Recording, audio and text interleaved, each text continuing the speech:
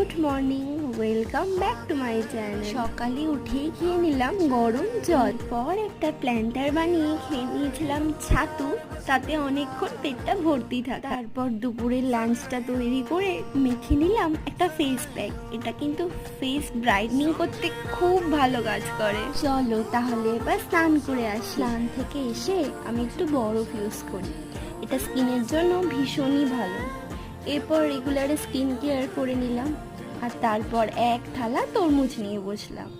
এরপর খাওয়া দাওয়া সেরে গোপালকে স্নান করিয়ে করে নিলাম আজকের পুজোটা। তা গরম পড়েছে, এরম ডিটক্স ওয়াটার কিন্তু খেতেই পারো। এরপর লাঞ্চ সেরে খেয়ে নিলাম দই, বিকালে খেয়ে নিলাম একটা খেজুর। যাবত আমি একটু হেলদি খাওয়ারই চেষ্টা করি। তারপর সন্ধেবেলা একটু ওয়ার্কআউট করে চলে গেলাম ডিনার করতে। ভিডিওটা ভালো লাগলে লাইক করে দিও। বাই।